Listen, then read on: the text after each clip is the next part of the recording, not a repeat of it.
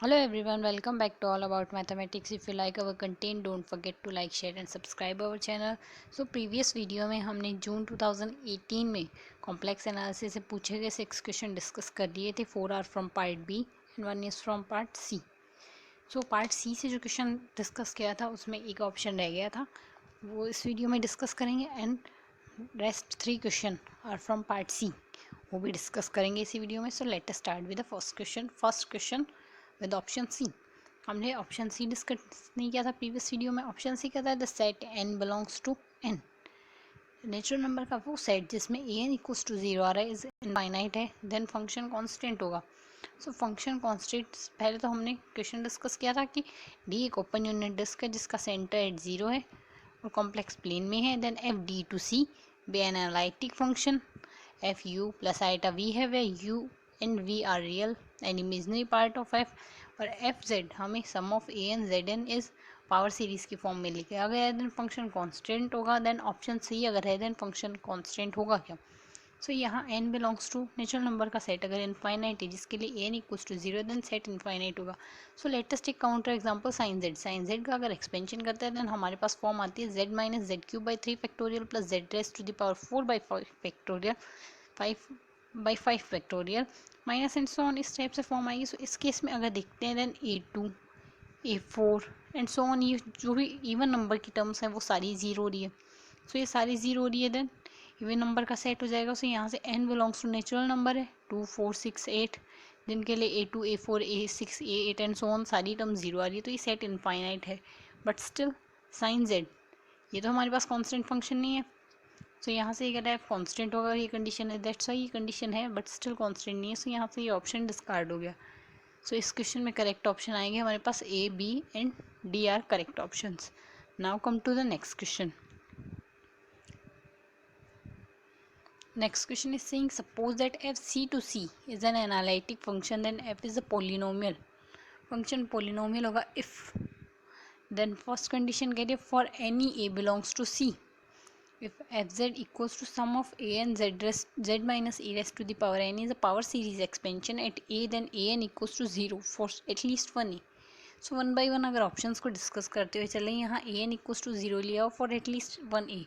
सो अगर power series के terms में देखें देन हमें पावर सीरीज़ की टर्म में ए एन इस फॉर्म में लिखा जाता है. पावर सीरीज़ में एफ का N time differentiation at point A over N factorial. So अगर ए एन इक्वल्स टू 0 है देन ये टर्म इक्वल्स टू 0 आएगी और अगर ये टर्म इक्वल्स टू 0 है देन इसका न्यूमिनेटर इक्वल्स टू 0 आएगा. दैट्स वाई एफ का N time differentiation at point A equals to 0 आएगा for at least one A. So अगर एक भी पॉइंट के लिए कंडीशन आती है देन हमने कॉम्प्लेक्स एनालिसिस के दिसंबर 2017 के क्वेश्चन पेपर में ये आर्टिकल डिस्कस किया था कि एटलीस्ट वन पॉइंट या एटलीस्ट वन पॉइंट एन के लिए भी एक कंडीशन आती है देन फंक्शन हमारा पॉलिनोमियल होगा. सो अगर हम यहाँ इसे प्रूफ यहाँ भी करना चाहें देन अगर एन इक्वल्स टू 1 लेते हैं देन एफ डैश ये आ जाएगा इक्वल्स टू 0. डोमेन हमारा क्लोज्ड है. सो क्लोज कनेक्टेड डोमेन है सॉरी. सो अगर कनेक्टेड डोमेन में F dash A equals to 0 आता है then F Z constant function आता है. सो इसके सॉरी एफ डैश हमारा कॉन्स्टेंट फंक्शन आता है. In the similar manner we are just taking N equals to 2. So N equals to 2 होगा then two time differentiation at point A equals to 0 आएगा. सो इसका दोबारा इंटीग्रेशन कर देंगे. इंटीग्रेशन अगर करेंगे then F dash A equals to C आ जाएगा. सो इसका दोबारा इंटीग्रेशन अगर करेंगे then F over A equals to C Z plus D other constant आ गया. सो एक पॉलिनोमियल बन गया and so on differentiation integration करते जाएंगे. अगर एन टर्म होगी देन इस टाइप से हमारे पास एक पॉलिनोमियल बन जाएगा. सो पॉलिनोमियल ही बन रहा है. सो यहाँ से यही कंडीशन कही गई अगर इस कंडीशन को फुलफिल करता है कोई भी फंक्शन देन वो पॉलिनोमियल फंक्शन होगा. सो यहाँ से ऑप्शन ए करेक्ट हो गया. Now come to the next option. अगर पहले ऑप्शन डी की अगर बात करें, ऑप्शन डी कह रहा है mod of F Z less than equals to M Z raise to the power N for sufficiently large Z for some N then function polynomial होगा.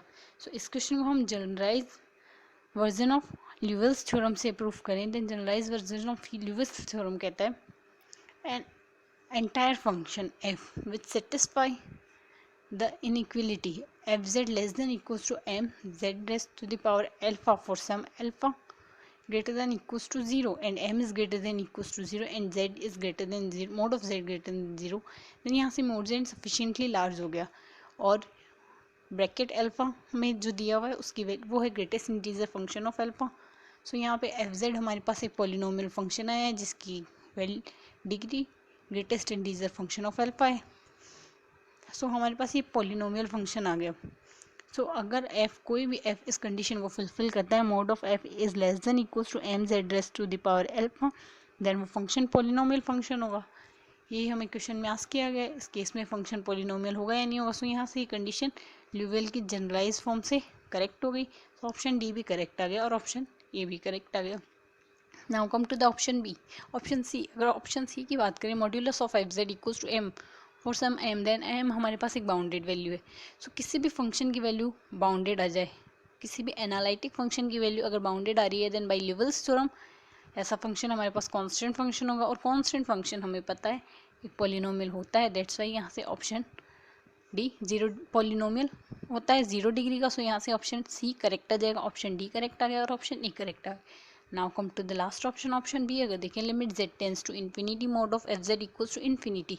सो अगर कोई भी फंक्शन इस कंडीशन को फुलफिल करता है, वी नो दैट हमें कि अगर z टेंस टू इन्फिनिटी पे z फंक्शन की वैल्यू इन्फिनिटी आ रही है, देन उस फंक्शन में z equals to infinity pole singularity होगी। और किसी भी फंक्शन में अगर entire function z equals to infinity पे उस पर आइसोलेटेड सिंगुलरिटी ही होगी। सो अगर रिमूवेबल सिंगुलरिटी है देन फंक्शन कांस्टेंट होगा, पोल सिंगुलरिटी है देन फंक्शन पॉलिनोमियल होगा, एंड अगर एसेंशियल सिंगुलरिटी है देन ये दोनों केस नहीं होंगे। सो इस क्वेश्चन में हमारे पास जो लिया हो वो उसमें है पोल सिंगुलरिटी। अगर पोल सिंगुलरिटी है देन फंक्शन पॉलिनोमियल ही होगा। सो फंक्शन पॉलिनोमियल और यही हमें प्रूफ करना है। सो यहाँ से ऑप्शन बी भी करेक्ट आ जाएगा क्योंकि फंक्शन पॉलिनोमियल ही प्रूफ करना है। सो यहाँ से इस क्वेश्चन में हमारे पास ए बी सी डी चारों ऑप्शन करेक्ट आ गए। Now come to the next question. Let omega be the open connected subset of C and let E equals to Z1, Z2, Zr contained in omega such that f omega to C is a function such that f omega minus E is analytic. Then f is analytic on omega. Function omega पे analytic होगा if f is continuous function, f is bounded function for every j if sum of m belongs to z, am z minus z raised to the power m, z minus zj raised to the power m is Lorentz series expansion of f at zz, then am equals to 0 for m equals to -1, -2, -3 and so on. In the similar manner last option कह रहा है for every j if sum of m belongs to z, am z minus zj raised to the power m is Lorentz series expansion of f at zj, then a minus 1 is 0. सो अगर option C की बात करें, option सी में हमें कहा गया for every जे, ये जो सम दिया हुआ है इस लॉरेंट सीरीज एक्सपेंशन का of F at Z J, then A M जब एम की वैल्यू -1, -2, -3 है, देन इस केस में ए एम की वैल्यू 0 आ रही है। सो अगर इसको क्वेश्चन हमारे पास जो सम ऑफ सीरीज़ है उसे हम लॉरेंट सीरीज से अगर कंपेयर करें, देन लॉरेंट सीरीज हमें कहती है F Z equals to sum of A N Z minus Z zero raise to the power N N plus B sum of B N Z minus Z zero raise to the power N minus N. Then इस case में हमें जो question statement दिया है उसके according principal part हमारा 0 है। So अगर प्रिंसिपल पार्ट की सारी टर्म 0 है देन सिर्फ हमारे पास रेगुलर पार्ट रहेगा। सो रेगुलर पार्ट अगर है तो रेगुलर वी नो दैट अगर किसी भी फंक्शन में रेगुलर पार्ट ही है, प्रिंसिपल पार्ट में एक भी टर्म नहीं है, देन ऐसा फंक्शन हमारे पास एनालिटिक फंक्शन होगा। सो ये फंक्शन हमारे पास एनालिटिक आ जाएगा। सो यहाँ से ऑप्शन सी करेक्ट हो जाएगा। और ऑप्शन डी कह रहे हैं अगर इस टाइप की सीरीज़ है देन लॉरेंट सीरीज एक्सपेंशन में जी आई में a-1 की वैल्यू 0 है, देन फंक्शन एनालिटिक होगा क्या? यहाँ सिर्फ ये दिया a-1 की value 0, what about a-2, what about a-2, a-3, a-4 and so on values, उनके बारे में तो कुछ नहीं दिया। वो डजेंट इक्वल्स टू 0 भी हो सकती है। सो अगर वो डजेंट इक्वल्स टू 0 है देन उस केस में इसके प्रिंसिपल पार्ट्स में वैल्यू होगी, प्रिंसिपल पार्ट में वैल्यू है, देन इस केस में फंक्शन एनालिटिक नहीं होगा, उसमें पोल सिंगुलरिटी या फिर एसेंशियल सिंगुलरिटीज होगी उसमें, दैट्स वाई यहाँ से फंक्शन एनालिटिक नहीं होगा। सो फंक्शन अगर एनालिटिक नहीं है तो ऑप्शन डी डिस्कार्ड हो जाएगा और ऑप्शन सी करेक्ट आ गया। Now come to the next option, option A की अगर बात करें, F is continuous function. So F हमें एनालिटिक चाहिए, एफ ओमेगा माइनस ई में एनालिटिक है। सो अगर एफ पूरे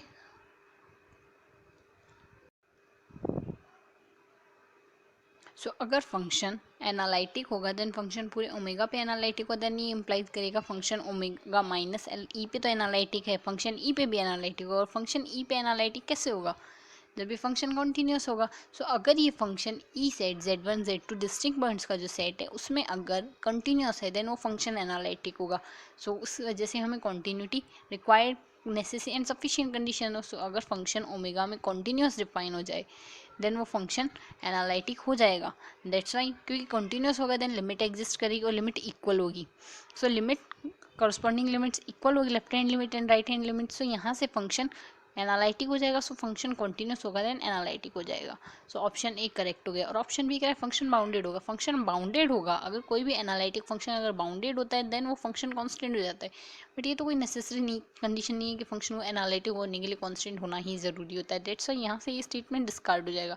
सो ऑप्शन बी डिस्कार्ड हो गया और करेक्ट ऑप्शन आया option A and option C are correct options of this question. Now come to the next question, last question of this video.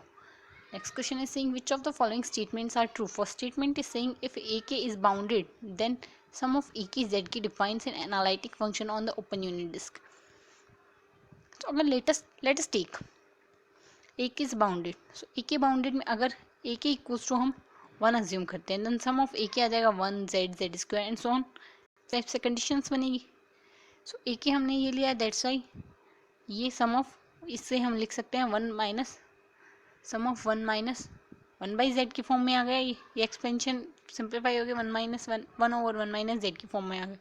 सो अगर इसके लिए आर ओ सी निकालें, R O सी होगा इसके लिए हम बाई डिलम्बर्ट रेशियो टेस्ट से निकालेंगे। R equals to 1 by limit N tends to infinity A N plus 1 by A N आएगा। सो इस केस से अगर निकालेंगे इस फॉर्मूला से देन हमारे पास आर की वैल्यू 1 आएगी।